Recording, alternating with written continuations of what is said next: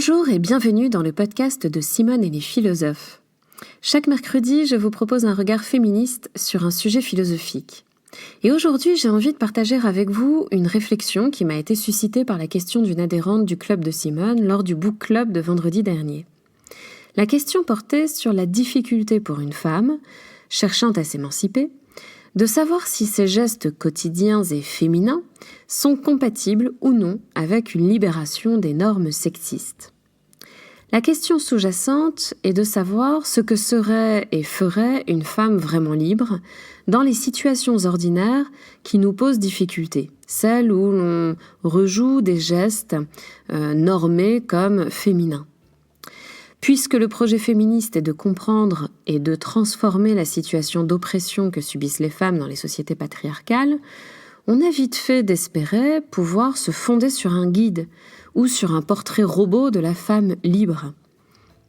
Soit parce qu'on voudrait pouvoir s'appuyer sur ce modèle pour s'orienter dans l'existence, soit parce qu'on voudrait s'en servir pour pointer du doigt les lacunes concrètes des femmes qui se prétendent émancipées. Or, j'aimerais vous dire pourquoi il me semble important de prendre conscience qu'il n'y a pas de définition absolue de la liberté, en général, et encore moins de la femme libre. Pourquoi est-ce impossible ? Pourquoi même cette question sert-elle le plus souvent à restreindre le champ de pensée et d'action des femmes et à disqualifier, voire manipuler leurs choix en les qualifiant d'incohérents ? En d'autres termes, pourquoi faut-il envisager l'émancipation sans s'assujettir à un idéal particulier et restrictif de la liberté ? C'est ce que nous allons aborder dans ce 13e épisode de la saison 2 de ce podcast.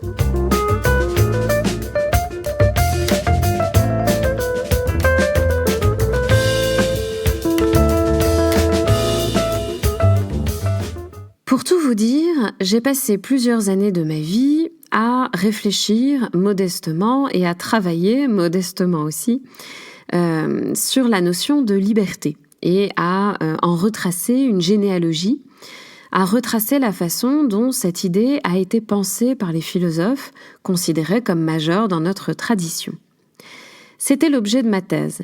Et plus précisément, je cherchais à comprendre le lien entre le sentiment de liberté que nous pouvons éprouver dans tel ou tel contexte, donc de façon tout à fait affective et singulière, et les définitions magistrales et rationnelles de la liberté qu'on trouve chez les philosophes.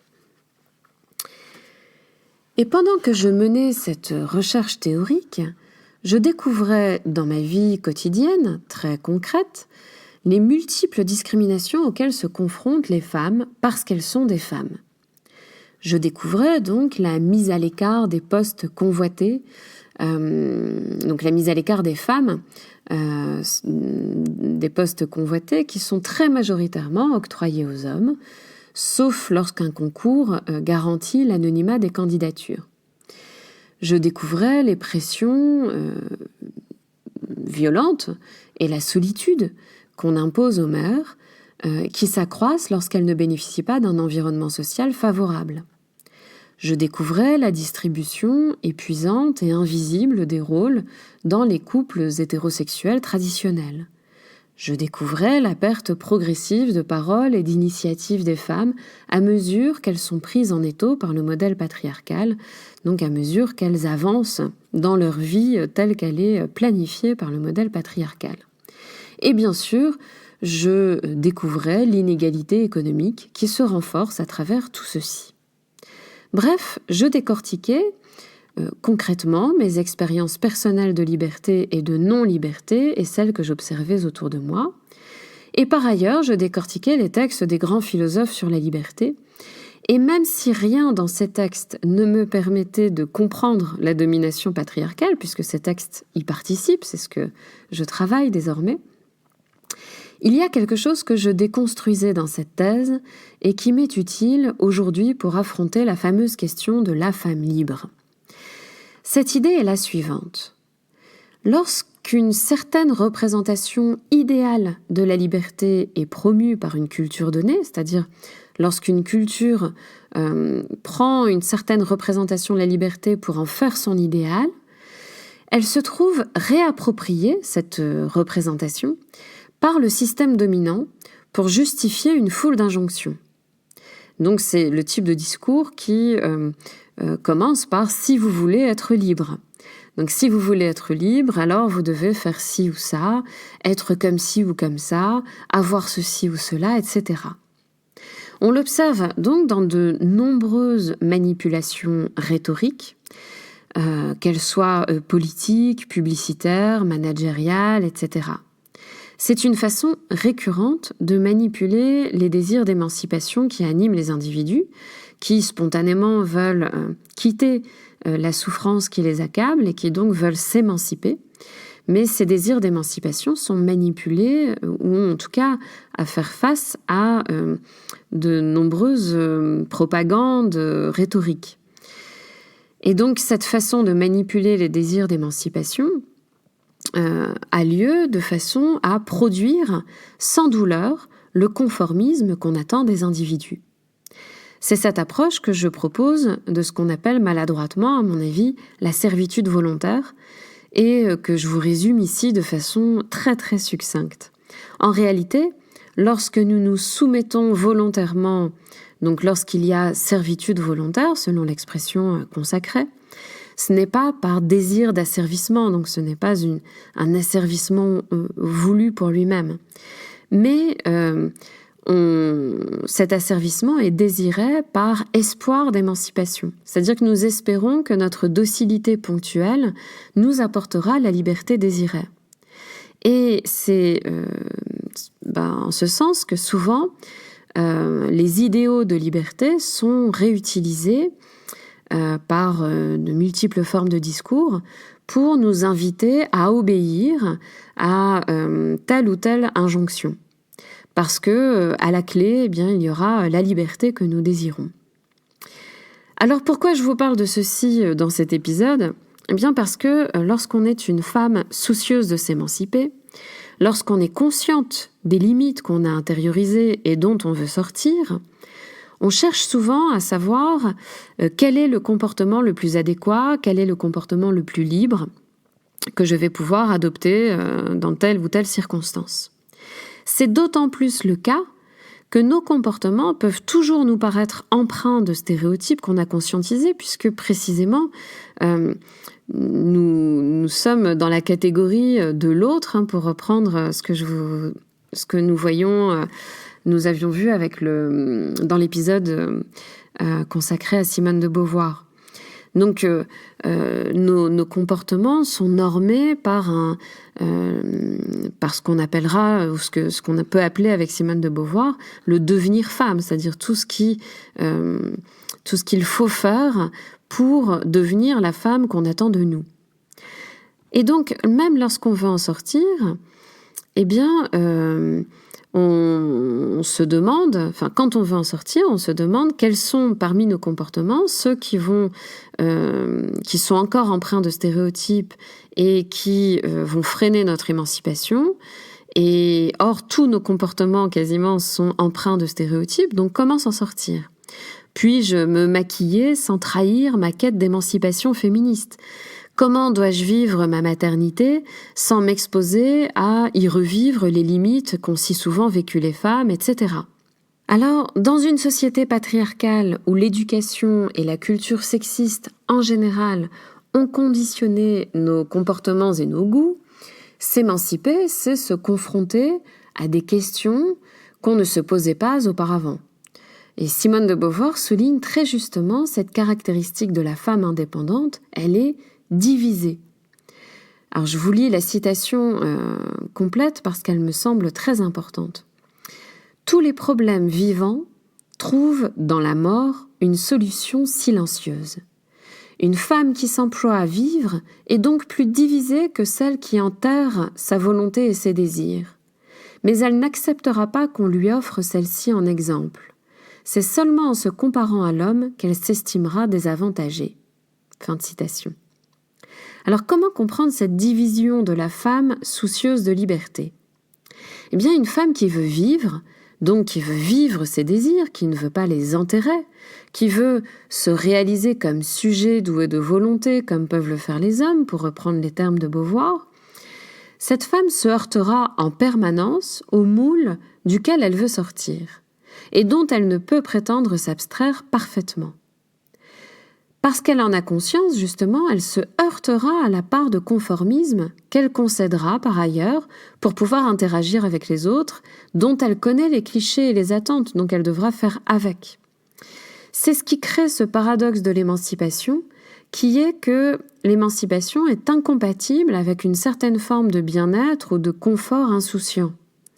La docilité ne crée aucune division, donc elle est confortable, puisque on y désire ce qui est attendu de nous sans avoir conscience du caractère discriminant de ces attentes.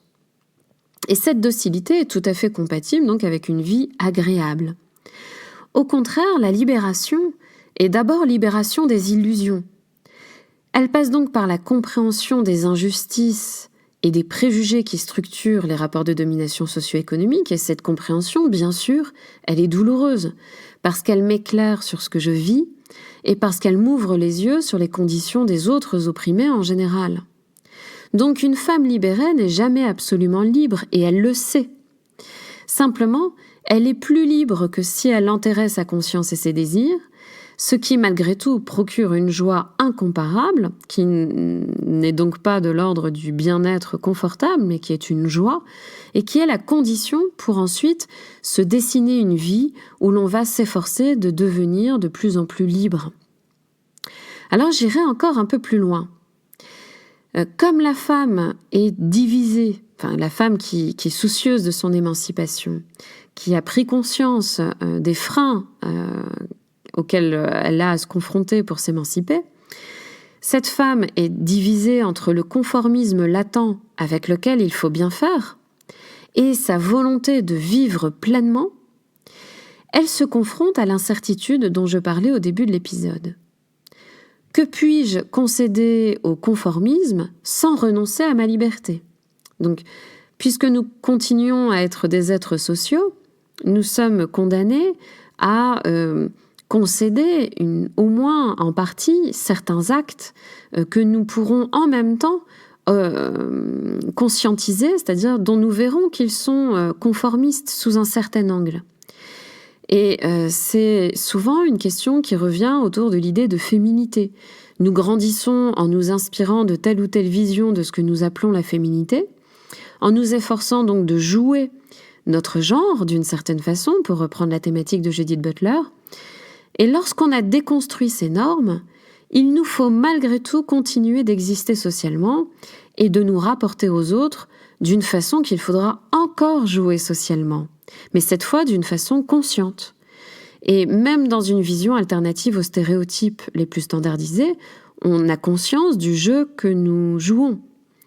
Alors, à chaque fois se pose la question de savoir si l'on est en train de souscrire au modèle patriarcal ou non, donc si on renonce à notre liberté ou non, et peut se poser la question même de savoir si on est encore féministe dans certaines de nos actions ou non. Et si on ne la pose pas soi-même, pour soi-même, la question, elle peut nous être renvoyée de tous bords. C'est souvent à ça qu'on s'expose, justement, puisqu'on est, même lorsqu'on cherche à s'émanciper, eh bien, on est encore peut-être au moins autant, voire davantage, rendu vulnérable par les suspicions, les observations, qui vont peser sur nos comportements. Et donc, des personnes qui se réclament féministes pourront vous dire que vous rejouez le modèle patriarcal en faisant tel ou tel choix ou en gardant telle ou telle habitude. Et d'autres qui s'affirmeront anti-féministes en feront autant pour vous montrer que vous n'êtes pas vraiment libre puisque vous ne faites pas tout comme un homme. Alors, dans les deux cas, on vous sommera de vous identifier à un certain modèle qu'on présentera comme la femme vraiment libre. Et cette prescription, bien sûr, accroît la vulnérabilité et le sentiment d'impuissance qu'on cherchera à pallier en se conformant à un modèle, donc en se retrouvant de nouveau à obéir à un modèle tout fait. Voici pourquoi il me paraît utile d'être vigilante et de tenir compte du fait qu'en réalité, la recherche de la cohérence parfaite, donc de la conformité à un modèle de liberté, est un mode traditionnel d'aliénation. Et lorsqu'on veut vivre et devenir de plus en plus libre, eh bien rechercher la cohérence parfaite est un frein. La vie n'est pas une affaire de cohérence logique, n'est pas une affaire de cohérence rationnelle et d'orthodoxie absolue, mais c'est une affaire de bricolage, et de bricolage tout à fait singulier avec un ensemble de paramètres qui sont singuliers, personnels. Vivre, c'est sous cet angle bricoler avec les circonstances du réel pour y réaliser nos désirs et certaines de nos valeurs, les valeurs les plus chères, avec et malgré les normes qu'on a déconstruites. Le but de ce bricolage n'est donc pas la perfection ou même la vérité incarnée, la vraie femme libre ou la vraie féministe, mais le but de ce bricolage, c'est la joie qui émane d'une vie qui s'épanouit plutôt que de se réprimer. Et cette joie encourage l'émancipation des autres, bien plus qu'un modèle parfait de femme libre qui n'existe pas et qui serait à proprement parler invivable, à moins de fermer les yeux sur les contradictions de nos comportements et les contradictions du réel en général.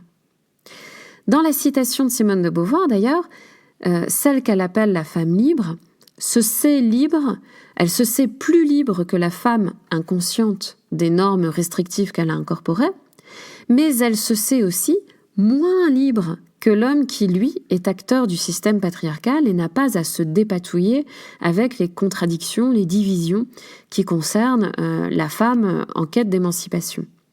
C'est donc une liberté, là aussi, toute relative. Donc, dans la perspective que je vous propose, j'irais jusqu'à dire qu'une conscience des mécanismes d'oppression gagne à intégrer l'effet aliénant de toutes les injonctions qui sont masquées par des promesses de liberté et d'émancipation. C'est-à-dire en fait qu'une conscience des mécanismes d'oppression doit intégrer une dimension autocritique, c'est-à-dire autocritique à l'égard de sa tentation à proposer des injonctions qu'il faudrait suivre pour transgresser le modèle dominant. Alors, on peut donc,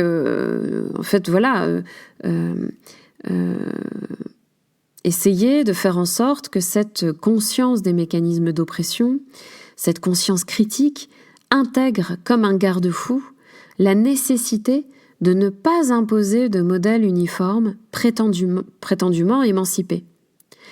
Car tous ces devoirs et ces interdits qu'on adopterait pour être une féministe cohérente ou être une vraie femme libre auraient surtout un effet aliénant, qui est d'accroître notre vulnérabilité et notre inaction. Discerner et assumer l'incohérence nécessaire pour vivre ses désirs sans recette, sans modèle, sans certitude, c'est sans doute la condition pour cesser de s'assujettir aux normes autant que possible, c'est-à-dire de façon imparfaite. Alors, au lieu de chercher un modèle ou une définition idéaliste de la femme libre, donc de la liberté, comme on l'a toujours fait dans l'histoire idéaliste de la pensée, on pourra plutôt, dans une optique davantage matérialiste, nourrir sa conscience et son imagination en se familiarisant avec la pluralité foisonnante des parcours de femmes, de ces femmes qui ont concrètement bricolé pour sortir du rôle dans lequel elles auraient pu rester enfermées. Et ce qui leur a permis de le faire, ce n'est pas leur volonté d'obéir à un modèle de femme libre.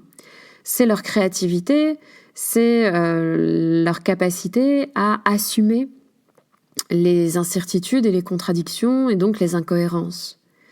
Au lieu de se rassurer donc dans une forme d'orthodoxie féministe, on peut aiguiser son attention et son esprit critique pour bricoler, pour créer et partager nos différences sans chercher l'uniformité.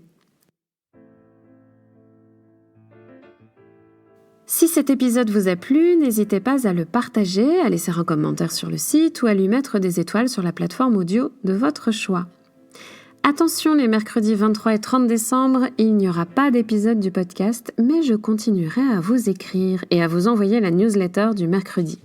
Alors si vous ne la recevez pas encore et souhaitez la recevoir, elle est gratuite, il suffit de vous inscrire sur simoneetlesphilosophes.fr à la rubrique Club de Simone. Je remercie très chaleureusement Geoffroy Montel pour la masterisation de cet épisode et Macha Garibian pour la musique que vous commencez à entendre. Je vous souhaite une fin d'année la plus émancipatrice possible et je vous dis rendez-vous l'année prochaine, le mercredi 6 janvier 2021, pour la suite du podcast.